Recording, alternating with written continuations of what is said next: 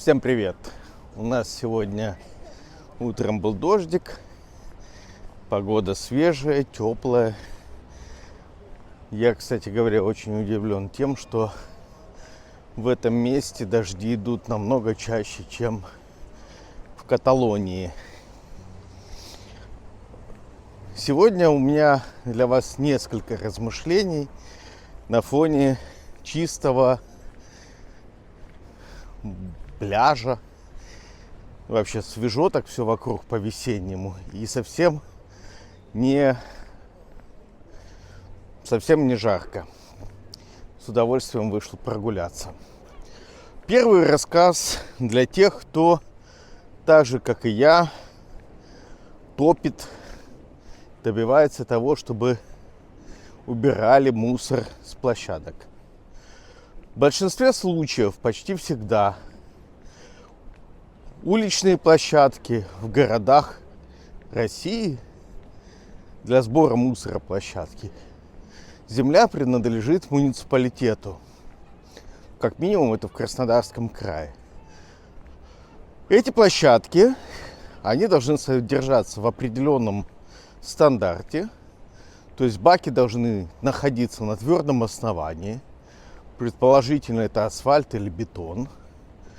Также должно быть ограждение, которое препятствует разлету мусора. И, естественно, не должно быть никаких животных типа крыс. Я снимал видео, как крысы лазят по мусорным площадкам в горячем ключе. Жаловаться на неудовлетворительное состояние площадок нужно в Роспотребнадзор по месту нахождения этих площадок. В горячем ключе это Роспотребнадзор по Краснодарскому краю. Ну и очевидно и в Краснодаре тоже. Как пожаловаться? Вы фотографируете с разных ракурсов площадку. Желательно записывайте на видео. Видео надо записывать со звуком и говорить: сегодня, допустим, 14 марта 2025 года, я нахожусь там-то, там-то, ну, условно говоря, Красная 35. Площадка находится для сбора мусора рядом с тем-то, и на ней находятся такие-то нарушения. Это видео вы у себя оставляете, и при необходимости, если вдруг вас вызовут, можете продемонстрировать сотруднику Роспотребнадзора. Наделайте кучу фотографий, которые можно будет подгрузить на сайте Роспотребнадзора вместе с вашей жалобой. Фотографии площадки с нарушениями. Что часто делают сотрудники администрации? Они говорят, что за площадку отвечают не они, а оператор, региональный оператор, который отвечает за вывоз мусора. Ну, в данном случае в горячем ключе Крайжилкомресурс есть такой оператор. Но это не совсем правда. За площадку, как за землю, отвечает администрация. Крайжилкомресурс отвечает за то, что находится внутри баков. То, что находится вокруг баков, за это не отвечает Крайжилкомресурс. Ну, по крайней мере, у них такая точка зрения. Человек в море купается.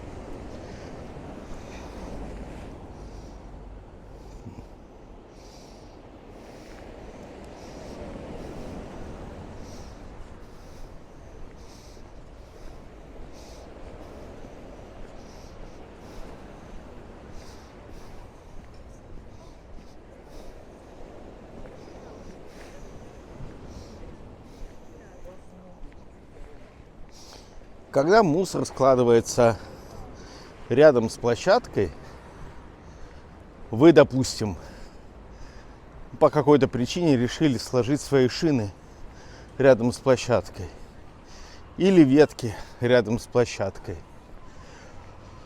Многие люди считают, что ветки включены в тариф, особенно в сельской местности. Многие считают, что ветки включены в тариф по вывозу мусора. И где-то я читал, что прокуратура действительно соглашается с этими доводами и соглашается с тем, что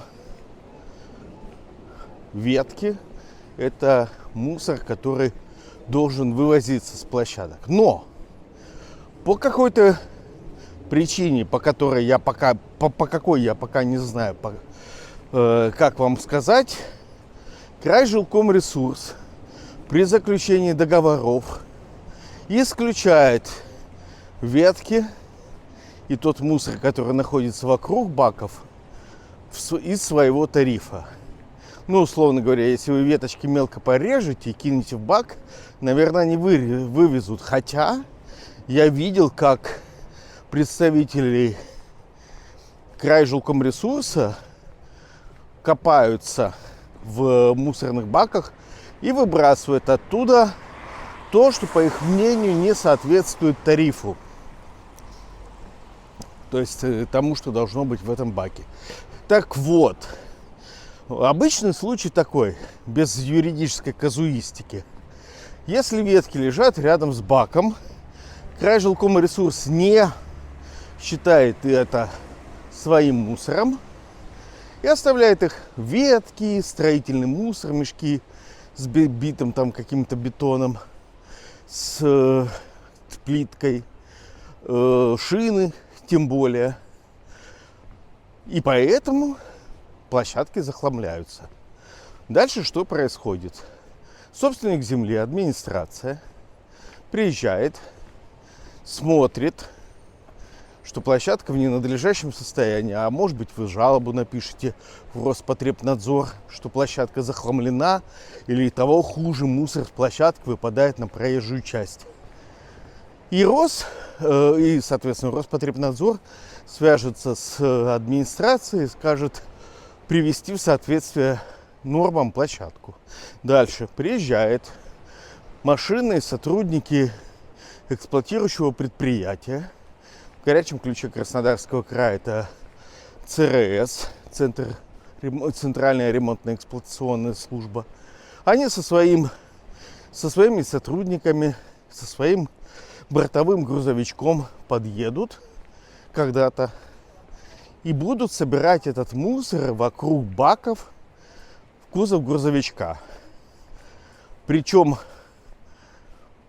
если это небольшой объем, они соберут это в грузовичок и повезут, в лучшем случае, на свою базу, вывалят где-то там, в худшем случае повезут и вывалят где-нибудь в полях. И в следующем видео я вам расскажу, как это было на самом деле.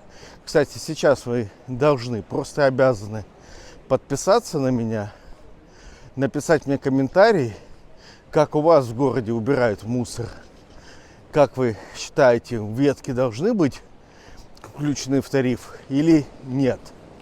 И, соответственно, прошу поставить лайк, или если не понравилось, дизлайк.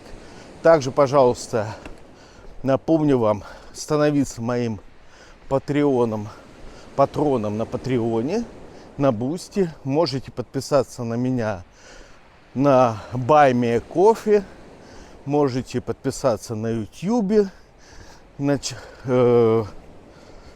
ежемесячную подписку оформить, и тогда у вас будет возможность ознакомливаться с закрытой эксклюзивной информацией только для моих платных подписчиков.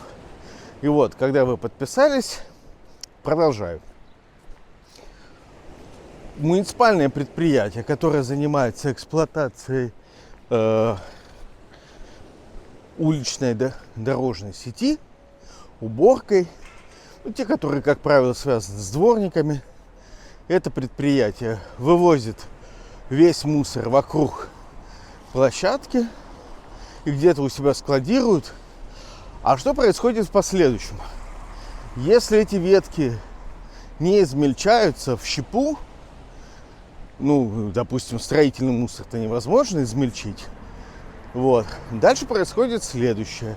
Рано или поздно администрация или какое-то ее структурное подразделение самостоятельно заключает договор с компанией. Это может быть тот же самый оператор, Крайжилкомресурс или какой-то другой у вас оператор по вывозу мусора. Это может быть другая компания с соответствующей лицензией. И вот этот весь мусор, который свезли с площадок вокруг баков, он будет вывозиться отдельно, как ликвидация стихийной свалки. Раз это будет ликвидация стихийной свалки, значит, за это заплатят из муниципального бюджета. И получается, что те люди, которые сваливают ветки целиком, бывают такие, что даже стволы притаскивают, а не просто ветки. Те люди, которые сваливают строительный мусор рядом с баками, потому что им так удобнее. Подъехала машина, открыла кузов и побросала. Все эти люди из вашего кармана достают деньги, и те деньги, которые могли бы пойти, например, на строительство детских площадок, тратятся на то, чтобы вывозить строительный мусор. Поэтому, если вы ответственный гражданин, я вам рекомендую ветки, которые вы нарежете у себя, если вдруг вы, по какой-то причине вы не делаете шашлыков и вообще никак эти ветки не используете. Я, например, все, что у себя резал, как правило, давал подсохнуть и потом на шашлыки пускал. Так вот, если вы никак эти ветки не используете, выбрасывайте мелкими кусками их в баки. Строительный мусор то же самое. Раскладывайте в мешочки не до полного верха в мешки, а, допустим, на 1/3. Когда вы подъезжаете к бакам, складывайте строительный мусор в баки вовнутрь. Ни один сотрудник, я уверен, не будет вытаскивать мешок со строительным мусором из бака. Шины, я вообще не понимаю, почему они появляются на площадках, потому что, мне кажется, шины с удовольствием забирают, ну, может быть, без удовольствия, но забирают СТО, где вы меняете комплект, покупаете новые шины, ставите себе новые, а эти старые оставляете. Вот. Зимние шины, которые у вас образуются, допустим, уже стертые, или летние, к сожалению, вы обязаны найти возможность отвезти на специальную свалку, где их утилизируют. Выбрасывать их на площадку нельзя. Если вы их выбрасываете на площадку рядом с мусорными баками, вы просто заставляете, чтобы за вашу